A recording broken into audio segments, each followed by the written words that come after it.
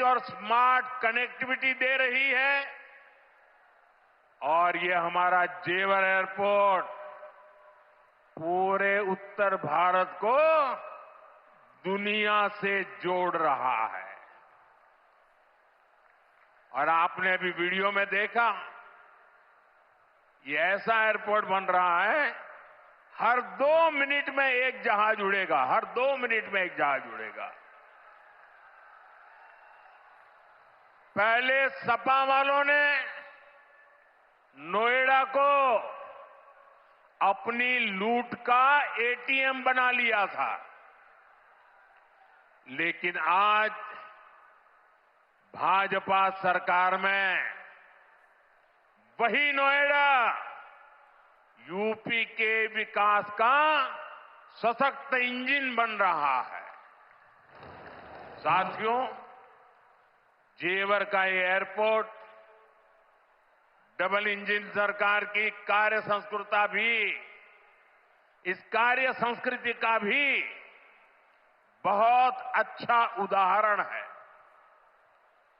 अब आप सोचिए, इस एयरपोर्ट को अटल बिहारी वाजपेयी जी की सरकार ने 2003 में ही फाइल में मंजूरी दे दी थी।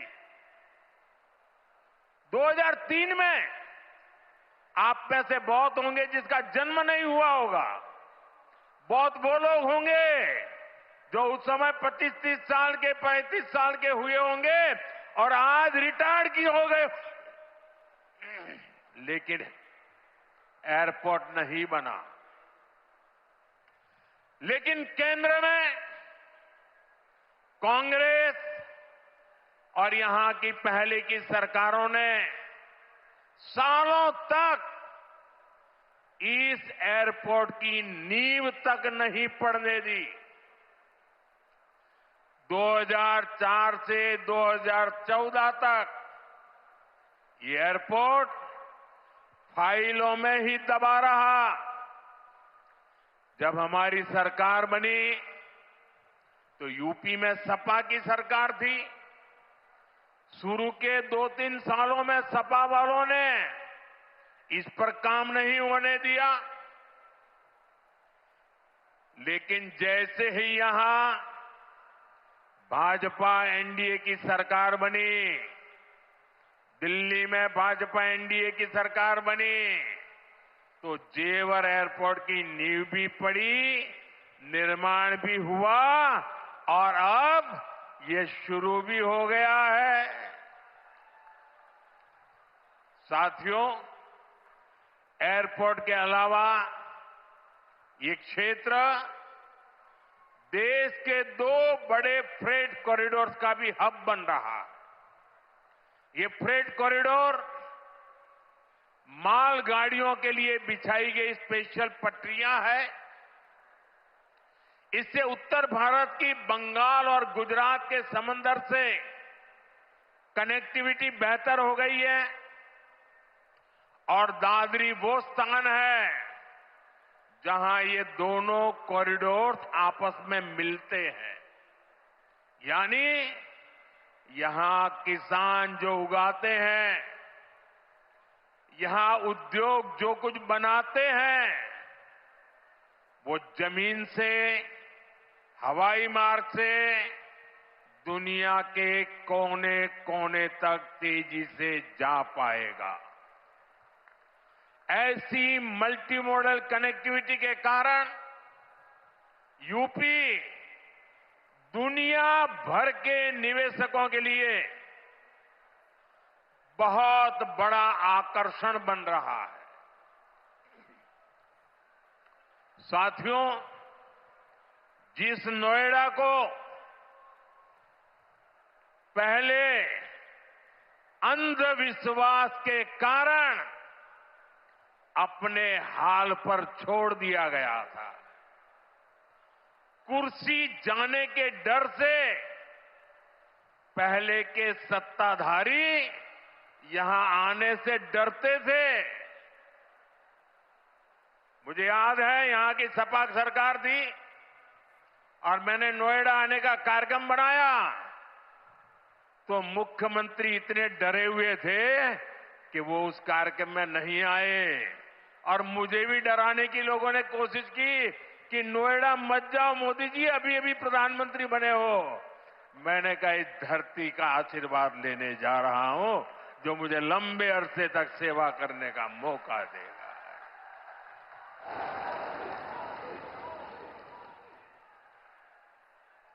अब वही इलाका पूरी दुनिया का स्वागत करने के लिए तैयार है। ये पूरा क्षेत्र आत्मनिर्भर भारत के संकल्प को सशक्त कर रहा है।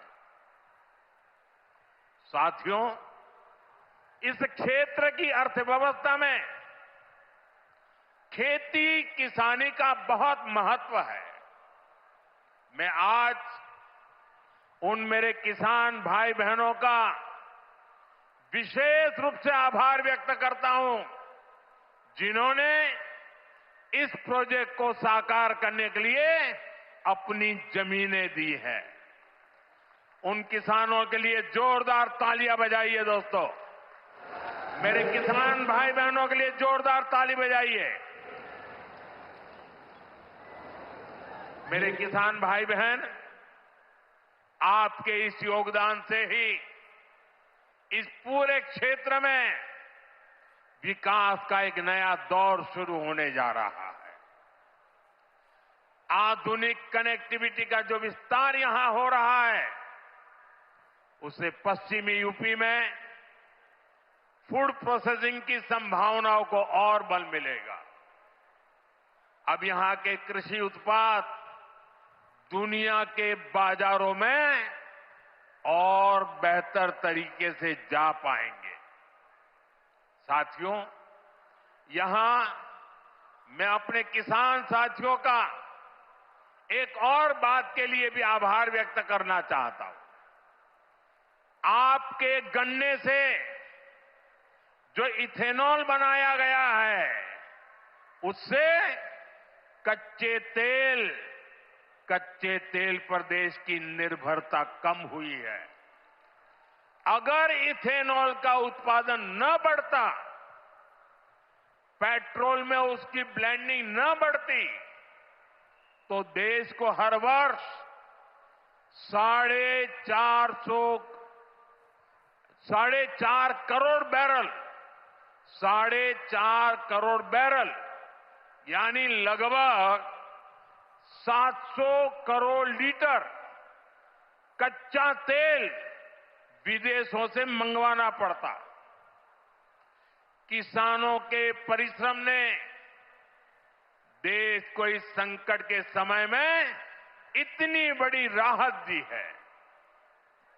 साथियों,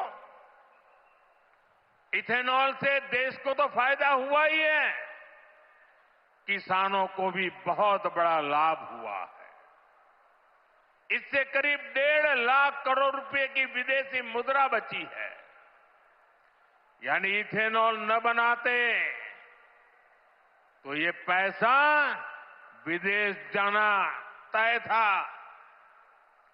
बीते वर्षों में इतना सारा पैसा देश के किसानों को मिला है, गन्ना किसानों को मिला है। साथियों, यहां के गन्ना किसानों ने तो पहले के वो दिन भी देखे